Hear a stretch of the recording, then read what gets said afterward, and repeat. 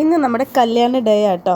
അങ്ങനെ പോണ വഴിക്ക് ഞങ്ങൾ ചായ കുടിക്കാൻ കയറി. അങ്ങനെ ഞങ്ങൾ അവൾക്കുള്ള ഗിഫ്റ്റ് മേടിച്ചു, ഞങ്ങൾക്കും ഓരോന്ന് മേടിച്ചു. അങ്ങനെ ഞങ്ങൾ ചെന്ന് കുറേ നേരം പോസ്റ്റായിട്ട് ഇരുന്നു കേട്ടോ. കാരണം അവൻ്റെ ഫാമിലിയിൽ ഒരുപാട് അച്ഛന്മാരും കന്യാസ്ത്രീകളും ഉണ്ട്. അപ്പോൾ അതുകൊണ്ട് എക്സ്ട്രാ പ്രാർത്ഥനകളുണ്ടായിരിക്കും. എന്തായാലും വിശന്നിട്ട് കണ്ണ് കാണാൻ പറ്റില്ലാത്തതുകൊണ്ട് അവിടുന്ന് സ്റ്റാർട്ടേഴ്സൊക്കെ അവന്മാർ എടുത്തുകൊണ്ട് തന്നു. വെറുതെ ആണോ ഇവിടുന്ന് തൊടുപുഴ വരെ ഉള്ളത് നമ്മൾ മുതലാക്കണ്ടേ?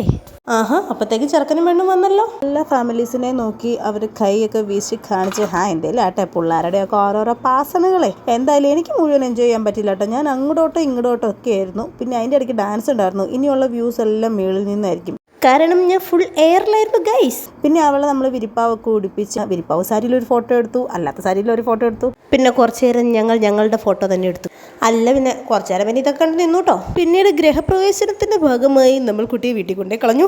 അങ്ങനെ അവിടെ കൊണ്ടുപോയി അവളെ ഏൽപ്പിച്ചപ്പോൾ എന്താ ഒരു ആശ്വാസം. ഇവനുണ്ടല്ലോ, ഞാൻ അങ്ങോട്ടും ഇങ്ങോട്ടും നോക്കിക്കാം എന്നെ വീഡിയോയിൽ കാണിക്കണം എന്ന് ഒരുപാട് പ്രാവശ്യം പറഞ്ഞു. ബിക്കോസ് അവനെ തന്നെ സെലിബ്രിറ്റി ആയിട്ടാണ് ട്രീറ്റ് ചെയ്യുന്നത്. എന്താ ഓരോ സാമാനെ വലിച്ച് കയറ്റിക്കൊണ്ടാവും വന്നോളും. എന്നിട്ട് അവൻ്റെ ഒരു കൂസലില്ലാത്ത നടപ്പ് നോക്കിയൊക്കെ. അങ്ങനെ ഞങ്ങൾ പോരാൻ നേരത്ത് പ്രാർത്ഥനയൊക്കെ കഴിഞ്ഞ് അവളിൻ്റെ കൊച്ചിന് ഭയങ്കര വിഷമമായിട്ടോ. എല്ലാവരും കൂടെ ഒറ്റയടിക്ക് അങ്ങ് പോയപ്പോഴത്തേക്കും പുള്ളക്ക് ഭയങ്കര വിഷമമായി. കരയില്ല എന്നൊക്കെ പറഞ്ഞ് ഇരുന്നവളാ. പക്ഷേ എന്ത് ചെയ്യും, കുറച്ച് കഴിഞ്ഞപ്പോൾ കൊച്ചിൻ്റെ കയ്യിൽ നിന്ന് പോയി. ഞങ്ങളുടെ ഒരു 10 വർഷത്തെ ഫ്രണ്ട്ഷിപ്പ് ആട്ടോ. പക്ഷേ ഞങ്ങളെല്ലാവരും അടുത്തടുത്താണേ. ആദ്യമായിട്ട് ഒരാളെ ദൂരമായിട്ട് കെട്ടിച്ചു വിടണം. ഈ ഒരു സന്തോഷവും സങ്കടമുണ്ട്. അപ്പം അത്രയുള്ളൂ. ചേട്ടാ.